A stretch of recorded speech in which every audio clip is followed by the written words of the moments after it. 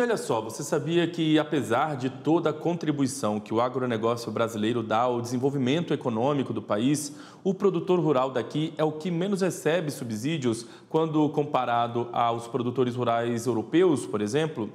Pois é, e para entrarmos nesse assunto com mais detalhes, eu convido para uma conversa ao vivo agora o advogado especialista em direito agrário, Nerim Perim. Nerim Perim, né? Boa noite, seja muito Perim, bem-vindo aqui ao... boa noite. Perim, né? Boa noite, Felipe. É um prazer participar do programa e falar de um assunto que a nós é tão caro. Muito bem, o prazer é todo nosso em recebê-lo aqui. Tem muita gente que não é do nosso setor e que acredita que o bom desempenho que temos, que os nossos produtores rurais têm, é em boa parte justificado por subsídios. Mas a história não é bem assim, né? Não, Felipe, exatamente o contrário. O Brasil é quem menos recebe subsídio no mundo, né? Subsídio, na verdade, são pagamentos diretos e indiretos, no sentido de desenvolver determinada atividade. Na agricultura, é extremamente necessária para que a atividade aconteça, exatamente por ser uma atividade especial, dependendo do clima, depende de muitos fatores, de preço, de mercado, enfim. E o mundo inteiro subsidia bastante, principalmente, Felipe, os países ricos, né? O Tratado de Roma, em 58, por exemplo, em constituir a União Europeia, já vê uma previsão de subsídios muito forte. A mesma coisa com a Lei 480 de 54 dos Estados Unidos. Para você ter uma ideia, os países ricos da OCDE, em 88, recebiam 37% de toda a produção bruta da atividade de subsídio. Em 2005, baixou para 30% e hoje está na casa de 20%, enquanto que o Brasil, em 2009, recebia 10% de subsídio e hoje é menos de 1%. Então, o país que menos recebe subsídio no mundo, com certeza, é o Brasil.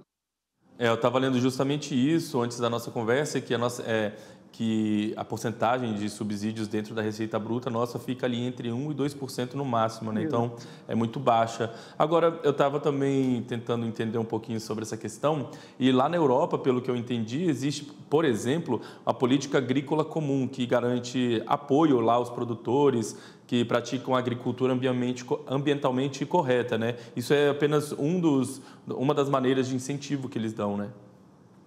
Na verdade, esse é o mote deles para continuar subsidiando, né, Felipe? A agricultura ambientalmente correta.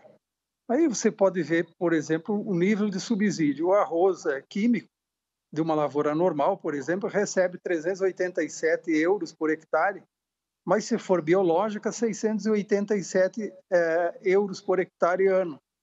Eles têm, vamos lá, assim, de uma forma bem geral, de 61 a 1.130 euros por hectare ou por animal ano. Então, você ter uma ideia, a diretiva 2115 de 2001, no seu artigo 32, estabelece pagamentos de até 540 bilhões de dólares em subsídios agrícolas.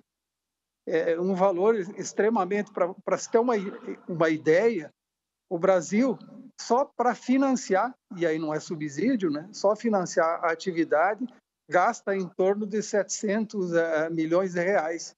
Então, 540 bilhões de dólares, isso em reais, hoje são 3 trilhões de reais. São valores assustadores, né? É uma coisa muito distante, uma prática muito distante da nossa realidade também que eu vi, é que lá na Europa eles recebem pagamento pelos regimes de pousio, né? Uma prática que a gente não vê por aqui, né? Exatamente, para essa questão de solo, de produtividade, de manter o regime produtivo do solo, eles entram no regime de pouso, normalmente 5 anos, e recebem pelaquela atividade. Por exemplo, se plantava soja lá, ele recebe os mesmos frutos como se estivesse produzindo por aquele período. E ainda pode fazer pastoreio e também outras atividades como floresta lá. Então, isso realmente é subsidiar. Nós aqui não temos nenhuma possibilidade nesse sentido. Mas o que difere, Felipe, e apesar disso tudo, o Brasil é muito competitivo, todo ano nós produzimos mais.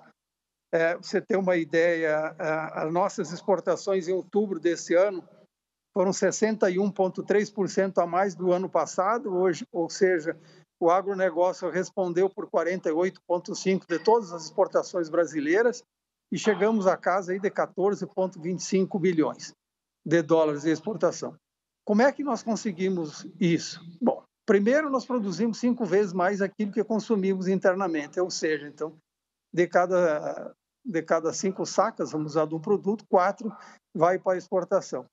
Mas como o produtor brasileiro consegue isso? Ele consegue porque ele é muito eficiente. Ele tem tecnologia de ponta, ele é um cientista, ele fica testando todo o tempo um novo tipo de cultivo e modelo produtivo. E é um cientista dentro da lavoura, e ele consegue, então, sem auxílio nenhum, e isso é bom ficar claro, sublinhado isso, ele é taxado na atividade, e hoje, estranhamente, se fala em taxar mais. Ele consegue ser competitivo, produzir mais e despontar, ou seja, numa situação muito melhor que os agricultores concorrentes. Se nós tivéssemos aqui os subsídios que os europeus têm, que o Japão faz, que os Estados Unidos fazem, certamente a gente ia ter resultados extraordinários, maiores do que já temos. Só para quem está em casa entender, a gente não está falando aqui de subvenção, como Seguro Rural, Proagro, enfim. Esses programas, assim, eles não podem ser considerados como subsídios diretos, né? Perfeito. O subsídio, na verdade, ele tem, são pagamentos diretos, são regimes de pouso, são auxílios à exportação. É um dinheiro que é destinado de forma direta e indireta para promover a atividade, mas não é subvenção, não. Eu até comentei ali agora há pouco, pelo que eu li, ajuda como parte da receita bruta do agricultor brasileiro, caiu ano a ano, vem caindo nas últimas décadas. Então, no seu ponto de vista, o que precisa ser feito? O que é que precisa ser feito para melhorar esse cenário, para mudar essa questão dos subsídios aqui na nossa realidade? Felipe, o Brasil tem caixa para subsidiar como a União Europeia tem, como os Estados Unidos têm, como o Japão tem. Então, o que o Brasil está fazendo, que é de diferente, é essa efetividade produtiva, essa eficiência que tem. Seria importante, por exemplo, a gente ter essa compreensão de que o agricultor ou a agricultura brasileira não sofre, aliás, não é beneficiário de subsídio, muito pelo contrário, ela é altamente tecnificada, mas a custo de investimentos privados, dos próprios produtores. O que nós teríamos que ter é um regime tributário mais favorável, né? E nós estamos vendo aí, contramão da história, governadores falando em taxar, né?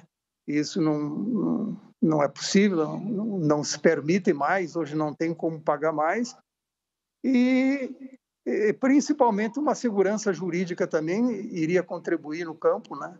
Em que os agricultores pudessem continuar produzindo de forma mais tranquila, serena e sem outras preocupações, a não ser a de produzir bem, como é feito dia a dia. Com certeza, o produtor rural brasileiro ele já é bastante pressionado, né? Agora, a falta de subsídios reflete de alguma maneira no consumidor final? O consumidor paga algum preço por isso, pela falta de subsídios aqui no Brasil?